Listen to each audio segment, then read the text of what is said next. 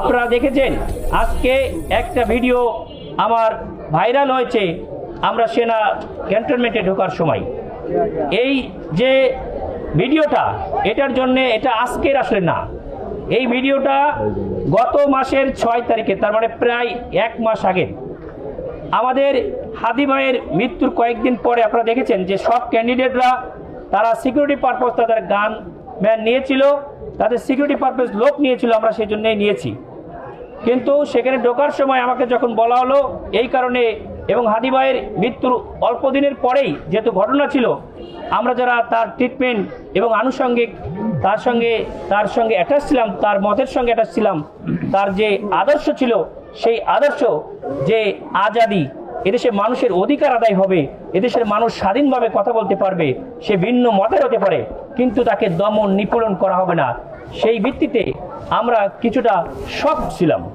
যখন আমাদেরকে এই পার থেকে ও পারে চলে যেতে হবে, এক পাশ থেকে আমরা ভাষণ থেকে দিকে যাব, তখন আমাদেরকে বলা হলো, এবং তখন হয়তো আমি সেটা যে আচরণটা করেছি সেটা ঠিক করে নাই, এবং তখনই আমরা আমাদের দলীয় পর্যায়ের ঊর্ধ্বতন পর্যায়ে এবং আমি নিজে যেও সেখানে দুঃখ প্রকাশ করে এসেছি। ঊর্ধ্বতন যারা কর্মকর্তা আছে তাদের সঙ্গে আমি নিজে দুঃখ প্রকাশ করেছি, এবং আমাদের নেতৃবৃন্দ ঊর্ধ্বতন যারা কর্মকর্তা আছে তাদের সঙ্গে একটা আন্ডারস্ট্যান্ডিং করে and it a solve issue. এই ইস্যুটা রাজনৈতিকভাবে আপনারা কিছুদিন আগে দেখেছেন যে বিএমডিসি সার্টিফিকেট নিয়েও আমার একটা ডাক্তার না ভুয়া ডাক্তার, একটা জনতার যে স্রোত, জনমানুষ আমাদের দিকে যে ঝুঁকে আসছে, এটা থেকে বিচ্ছিন্ন করার জন্য এরকম একটা রিউমার ছড়ায় দেওয়া হয়েছিল।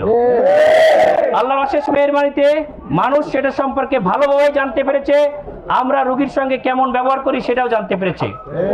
আমরা মানুষের সঙ্গে, আমি জোর গলায় বলেছি যে কোনো দিন আমার নিজের স্বার্থের ব্যাপারে কোনো সময়ের জন্য কোনো মানুষের সঙ্গে আমি খারাপ ব্যবহার করি নাই। কিন্তু সেই সময়টা আমাদের হৃদয় ক্ষত ছিল যে আমরা আমাদের অধিকারটুকু পাচ্ছি না। সেই কারণে আমরা যেহেতু, তারপরও সেনাবাহিনী হচ্ছে দেশের সম্পদ, আমাদের সার্বভৌমত্বের প্রতীক এবং প্রহরী, তাদেরকে নিয়েই আমাদের দেশ।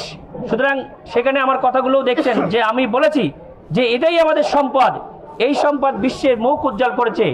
এটা সম্পর্কে কিছু গুটি কয়েক ব্যক্তির জন্য হয়তো আমরা প্রশ্নবিদ্ধ হয়ে যাচ্ছি কিনা, এটাই ছিল আমাদের তাদের প্রতি কথা।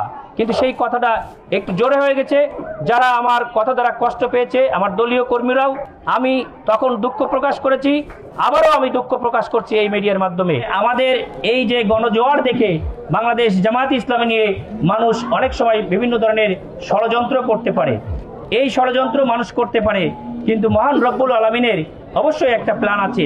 তিনি অবশ্যই আমাদেরকে, আমরা যদি ন্যায় এবং ইনসাফের জন্য, এদেশের মানুষের অধিকার লড়াইয়ের জন্য কথা বলছি, কাজ করছি, মহান রব্বুল আলামিন অবশ্যই আমাদেরকে সম্মানিত করবে।